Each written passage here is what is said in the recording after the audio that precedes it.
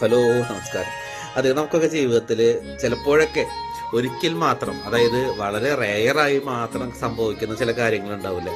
അങ്ങനെ ഒരു കാര്യം സംഭവിച്ചതിന്റെ സന്തോഷത്തിലാണ് ഞാൻ കേട്ടോ. വേറെ ഒന്നല്ല, ഞങ്ങളുടെ തട്ടകത്ത് അമ്പലത്തില്, അതായത് ഔട്ടത്തൂർ ശ്രീ മഹാദേവ ക്ഷേത്രത്തില് നവീകരണ കലശം നടന്നുകൊണ്ടിരിക്കുക. ഒരു പ്രത്യേക അനുഭൂതിയാണ് കേട്ടോ. പ്രത്യേക ഒരു അന്തരീക്ഷത്തിലാണ് ഔട്ടത്തൂര് അമ്പലവും അതിനടുത്തുള്ള ഞങ്ങളൊക്കെ, ഔട്ടത്തൂര് താമസിക്കുന്നത് ഞങ്ങളൊക്കെ ആ ഒരു സിറ്റുവേഷൻ അനുഭവിച്ചറിയാണ്. ഇപ്പൊ നമുക്കൊക്കെ റെയറായിട്ട് മാത്രം കാണാനായിട്ട് ഭാഗ്യം കിട്ടുന്ന ഒരു സംഭവമാണ് ഈ നവീകരണ കലശം എന്നൊക്കെ പറയുന്നത്. അങ്ങനെ ഒരു ഭാഗ്യം ഞങ്ങളിപ്പോൾ ഉള്ള ഔട്ടത്തൂർക്കാരുടെ ജീവിതത്തിൽ ഉണ്ടായി.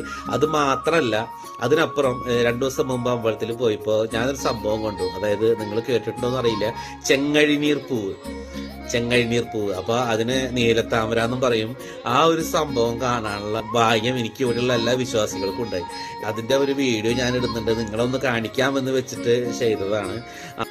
ഈ പൂവ് സാധാരണ തൃത്താലയ്ക്ക് അടുത്തുള്ള മലമൽക്കാവ് അയ്യപ്പ ക്ഷേത്രത്തിലാണ് വിരിയുന്നതെന്നാണ് പറയുന്നത്.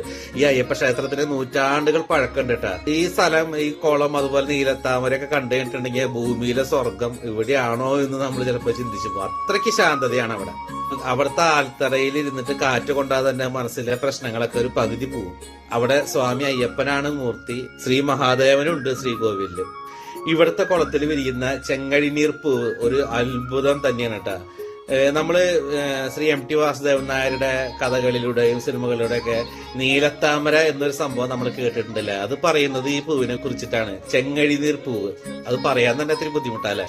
ഈ പൂവിന്റെ പ്രത്യേകത എന്താണെന്നുണ്ടെങ്കിൽ, അത് ശിവക്ഷേത്രങ്ങളിൽ കലശത്തിന് വേണ്ടിയിട്ട് ഈ ചെങ്ങഴിനീർ പൂവ് ആവശ്യമുണ്ടെന്നാണ് പറയുന്നത്. അത് വേണം, അത് വെച്ചിട്ടാണ് കലശങ്ങൾ ചെയ്യുക. അതായത് അവിടുത്തെ ക്ഷേത്രങ്ങളിലെ ഭാരവാഹികള് മലമൽക്കാവ് അയ്യപ്പ ക്ഷേത്രത്തിലേക്ക് വരികയും അവർ നടക്കൽ പണം വെച്ച് ഭഗവാനോട് പ്രാർത്ഥിക്കുകയും ചെയ്തു കഴിഞ്ഞാൽ പിറ്റേന്ന് കുളത്തില് ചെങ്ങഴിനീർ പൂവ് വിരിഞ്ഞിട്ടുണ്ടാവുമെന്നാണ് വിശ്വാസം. അങ്ങനെയാണ് പറയുന്നത്. എന്നിട്ട് ആ ദിവ്യപുഷ്പം കലശം നടക്കുന്ന അമ്പലത്തിലേക്ക് കൊടുത്തയക്കുകയും ചെയ്യും. ഔട്ടത്തൂർ ശിവക്ഷേത്രത്തിൽ ഇപ്പൊ കലശം നടന്നുകൊണ്ടിരിക്കുകയാണെന്ന് ഞാൻ പറഞ്ഞല്ലേ. അപ്പൊ ഔട്ടത്തൂർ ശിവക്ഷേത്രത്തിലേക്ക് ലഭിച്ച ചെങ്ങഴിനീർ പൂവാണ് നിങ്ങളിപ്പോ ഈ വീഡിയോയിൽ കാണുന്നത് കേട്ടാണ്. ഇതുപോലെ കലശത്തിന് ചെങ്ങഴിനീർ പൂവ് പ്രാർത്ഥിച്ചു കഴിഞ്ഞിട്ട് ഒരു ദിവസം തന്നെ 8ഓളം കലശങ്ങൾക്കുള്ള ചെങ്ങഴിനീർ പൂവ് കിട്ടിയിട്ടുള്ള സമയങ്ങൾ ഉണ്ടായിട്ടുണ്ടെന്നാണ് പറയുന്നത്. അപ്പോ ഈ പൂവ് നിങ്ങൾ വിചാരിച്ച പോലെ അത്ര സാധാരണക്കാരനല്ല. അതായത് ഭക്തര് കാര്യസിദ്ധിക്കായി പ്രാർത്ഥിച്ചാൽ അടുത്തുള്ള കുളത്തില് നീലത്താമര വിരിയും എന്നാണ് വിശ്വാസം. അപ്പൊ ഇനി ചെങ്ങഴിനീർ പൂവ് കണ്ടിട്ടില്ല എന്ന് ഒരാളും പറയരുത്.